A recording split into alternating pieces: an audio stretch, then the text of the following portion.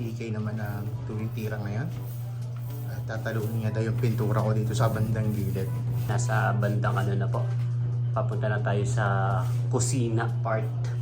Yun. So sabi ni Papa di parang dumilim daw yung ano. Dumilim daw yung kulay.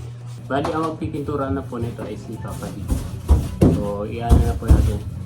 Ipapasa na po natin ang corona.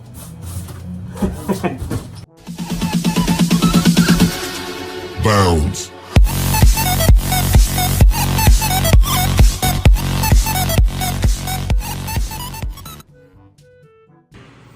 Kumusta mga kayami? Isang masaya at isang masarap na vlog na naman ang pagsasaluhan natin.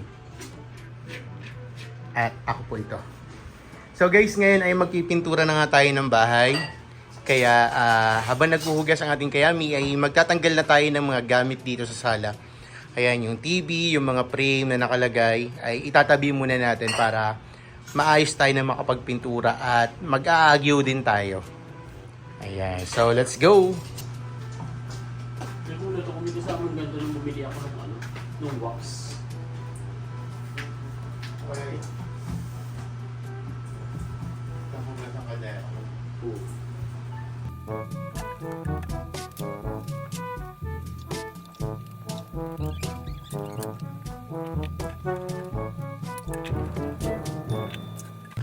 Papaligid na rin itong ano rin. Itong pisang rin. Bawal tayo magpaayos ng bahay. Pag nagpaayos tayo ng bahay, tataas ang upa. Kaya tayo na lang mag-aayos. Tapos ipapaawas natin yung maayos. Charot.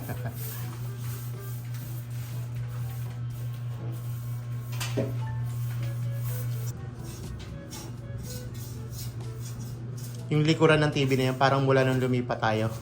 Ngayon lang parang ngayon lang natanggal yung TV dyan para linisin. Tama. Tapos dito ko ilalagay yung mga ano ko, action figure ko na i-collect ko siya.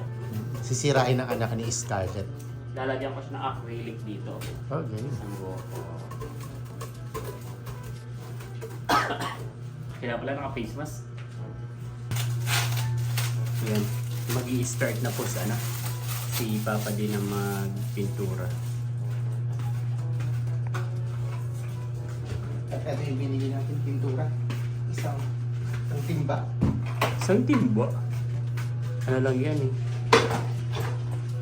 2 galon, di ba? Tingnan mo nga.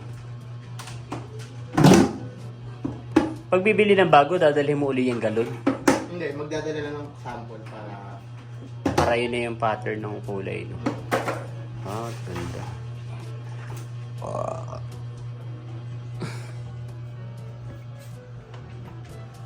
Dahil pala kumuha ko ng karton sa store eh. Para ganun tayo patungan. Dito. Sa bagay, magpapalit naman tayo ng sahig. Kaya okay lang. At sisimulan na natin. Hindi mo kailangan mag-face mask. Malaki pa naman ang ilong mo. Coming from you.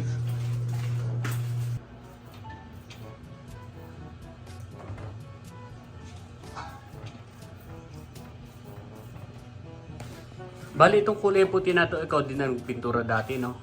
Bago tayo lumipat siguro. Wow!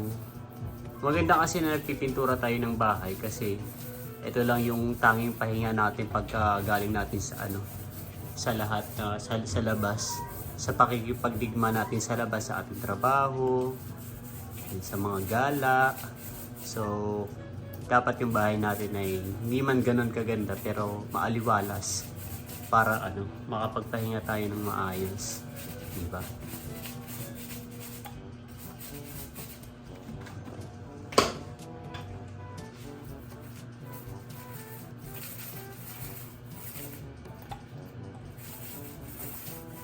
Bakit hindi mo na lang pala ipinaano to?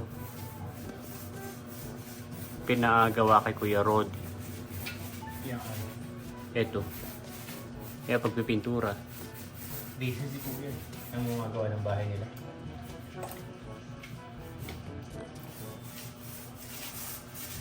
Ganda na. Konti pa lang yung nakikita kong amount pero nagagandahan na ako sa kulay. Ako kasi nakaisip ng kulay niyan.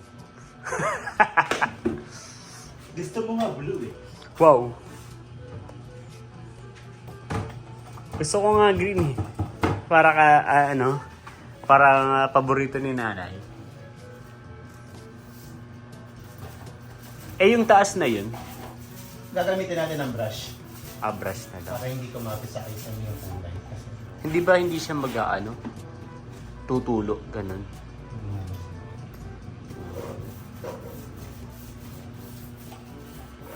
Yan. Ito po yung concern ko sa bahay. May mga kisame po tayo dito na damage na. Kailangan na pong palitan. Yun. Gusto nga sana talagang palitan tong kisame kasi kulay green or kahit pinturahan lang natin. Kaya lang para papalitin na din po talaga. Yun. So, unahin lang po muna natin itong pagpipintura po ng dingding.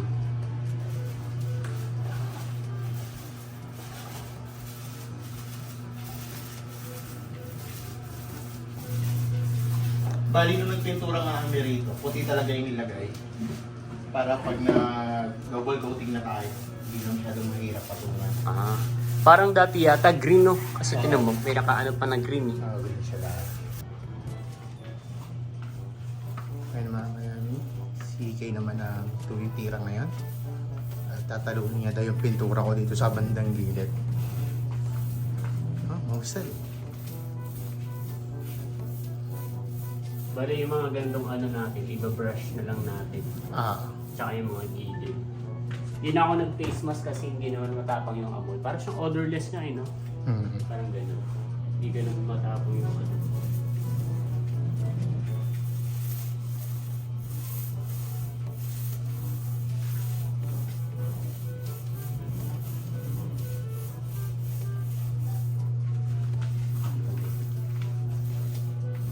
Yung mga taas, tsaka po yung mga gently yan na lang po natin. Brush. Iba-brush.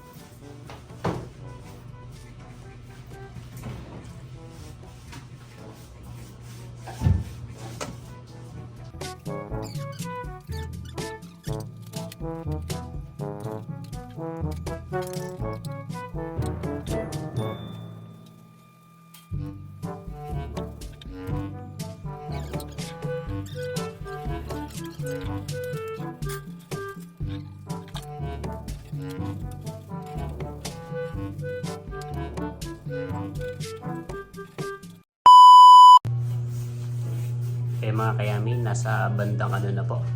Papunta na tayo sa kusina part. Yun. So sabi ni Papa, parang dumilim daw yung dumilim daw yung kulay. Which is, I think okay naman. Nanibaguhan lang tayo sa kulay kasi nag-iba na nga po. Yun. Hindi siya ganun kaganda sa camera ko eh. Parang kailangan ko na mag-upgrade ng iPhone 17 Pro Max. Hindi nga, sa camera parang hindi siya ganun tinan mo. Parang pangit sa camera, parang plain lang. Pero sa personal po ay siya, parang Pantone color, no? Ganda. Ganda ng kulay. So dito po sa kusina ay inayos ko na po. Tinanggal ko po muna yung mga gamit natin dyan. At dito ko po muna nilagay sa sala. At mamaya po ay ating pong pupunasan to at ating pong lilinisan. Kapag tapos na po natin at natuyo na yung pintura sa kabila. So let's go.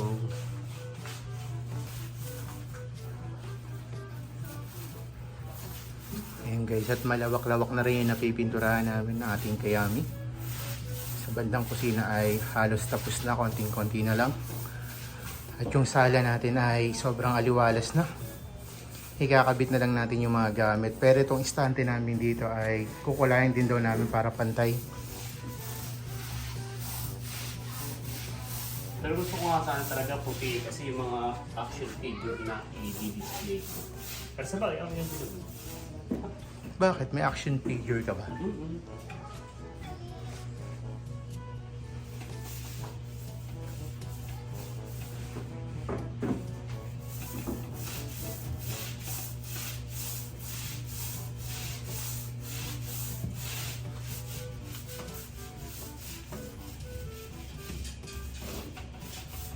Dadawin na natin yung pintuan.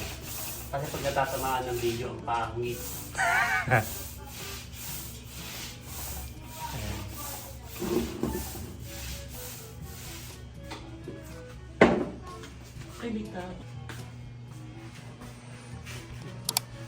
Nagbabalik na po kami ng ng gamit sa kusina. At maigipot mabilis laang siyang matuyo. Ano?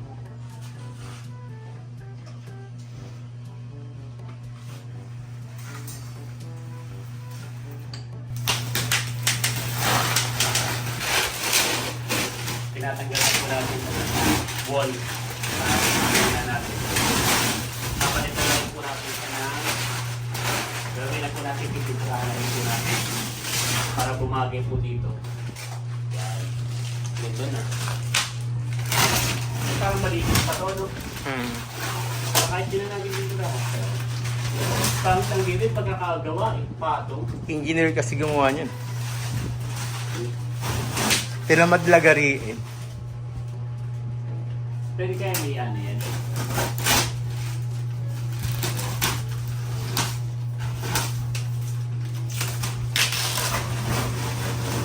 Buti hindi yung wallpaper. Hindi siya yung katulad ng iba na parang pag tinanggal, dumudumi. Kasi foam. Dapat hindi tayo gagamit ng foam na sticker. Kasi yun talaga dumudumi talaga yun. Parang nagkakaroon siya ng bakas.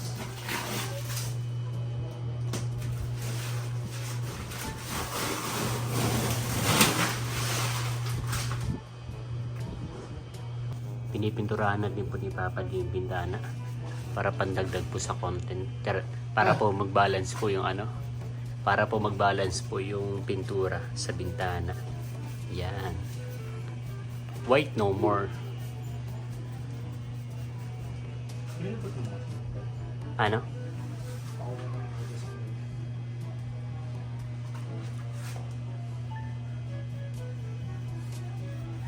Parang hirap pinturahan, no? Parang siyang katatagal. Kailangan mo pang pinturahan yung mga nasa gilid-gilid. Yun. At pasado alas 4 na po. 4:18. Parang nagugutom na ako. Gusto ko na magmerienda. Kaya mga kayami at pinipinturahan na po ni Papa D yung tinanggalan po natin ng sticker. Yun. At malapit-lapit na sa katotohanan. Sobrang kalat po ngayon ng bahay. Mamaya ay maglilinis naman tayo. A few moments later. Lalabas po muna tayo ngayon ng bahay at bibili po tayo ng malaking plastic or sako po na basurahan. At bibili na rin po tayo ngayon ng merienda dahil magutom na rin po.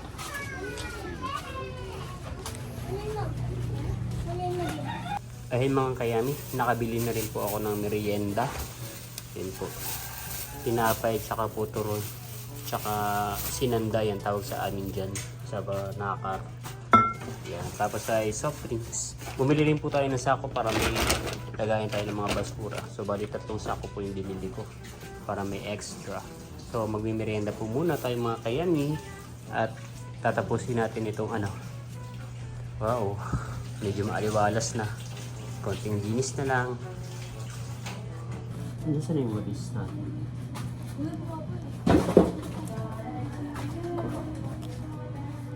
Paano pa na natin? Lalabas ko muna yung mga nila. Una. Ayun mga kayami, lilinisin din po natin itong istante. Ito pong istante na ito ay ginamit po natin nung nagkaroon po tayo ng tindahan. Sa mga unang vlog ko po, kung sino man yung mga unang nanood ng mga unang vlog ko way back in 2020 during the pandemic, ay nagbablog po tayo sa tindahan. At ito po ay alaala ng ating tindahan.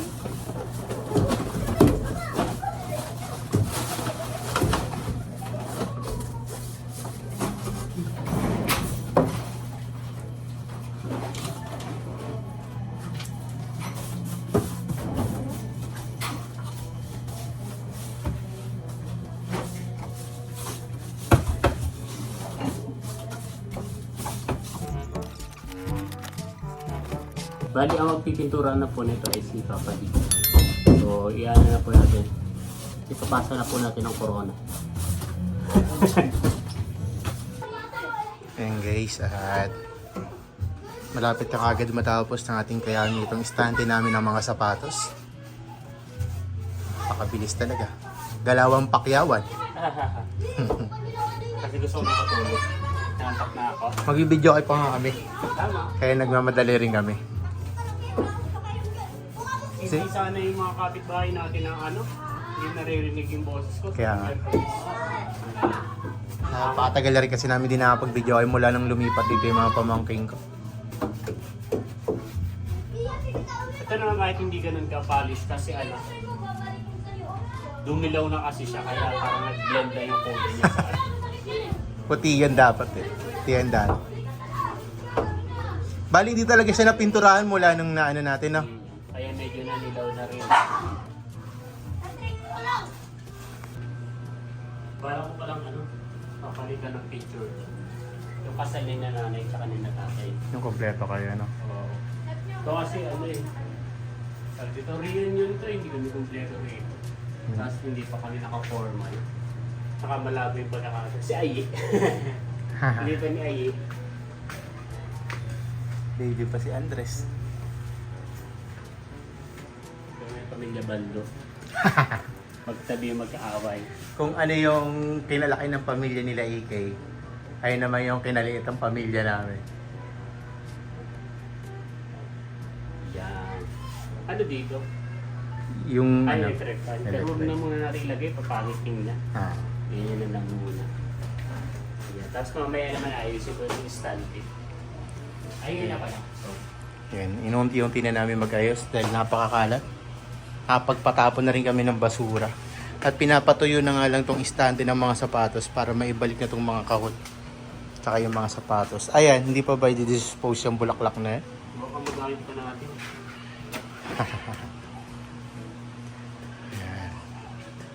Medyo maliwalas na siya. Mula anong oras tayo nag-start magpintura? Mga 2 p.m. O, 2 p.m. Tapos ang oras ay mag-aalas 7 na po ng gabi. At feeling naman namin ay mabilis kaming magtrabaho ni EK. Dahil halos buong bahay ay napinturahan na namin. Pati itong CR. Ayan na. Napinturahan na rin namin yung CR. Kaya feeling namin ay napakabilis naman namin. At pwede na nga kami pang pakyawan. Kaya sa mga gusto magpapintura ng bahay, magpintura na kayo. Nakakapagod. Ano tawag sa ganyang Sa ganyang rocket? Swimming painting. Yan. Kinapos na nga po kami sa oras kaya yung Renoleum. Renoleum ba? Linoleum o linoleum? R, N, or L? So basta yung sahig. Ang tawag kasi doon linoleum. Renoleum. Tawag ng iba, linoleum. Ang tawag ng iba, carpet. So, i-google na natin. This is chat GPT natin. Sobrang kalat ko ng ng sahig. So, dapat talaga kasama sa plano ngayon, bibili na rin ng sahig nga po. Kaya lang ay hindi na po umabot sa oras dahil alas 7 na rin.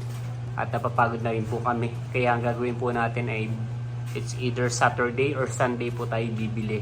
Sa umaga, yun, para next week or next week pa ay maayos na po yung ating maayos na po yung ating sahig at maaliwalas na pong tingnan. Para mas maganda parang magko-complement siya sa kulay ng natin, ng pader natin. So parang mga brown, parang maganda yung parang sahig lang din talaga ng parang tiles ganun. So yun po. Nililinisan na po ni Papa D yung mga mga tools na ginamit po natin sa pagpipintura. Ayan. At yan po gagamitin pa natin sa sa pagpipintura naman po ng kwarto bukas. Bukas? Yes, sa mga susunod na sa mga susunod na linggo. Hindi pa rin ako pwede sa linggo pero pag sinipag ka next week pagkatapos mong maglaba. Wow. Yan. So, ayun po mga kayani. tapos na po tayo magpintura ng bahay. Yun. Ito po yung pinakang sala po natin. Tapos ay hanggang sa likod po ng pintuan ay atin po itong pininturahan. Yan. Tapos ay ito pong istante ay napinturahan na rin po natin. Yan. Tapos even tong itong grills ng ng bintana ay pininturahan din po natin. Yan. So palibot na po yan. Yan, kabilaan back to back. Papa di parang na lantang gulay. Tapos ay pati po yung kusina ay na din po natin, napinturahan po natin. Saka po yung CR, ayun para ka na nasa ibang bahay. Yan, even po yung mga ilalim natin ay napinturahan din naman po yung mga yan. Yan, bali ang hindi na lang po natin napipinturahan ay ito po yung kwarto natin.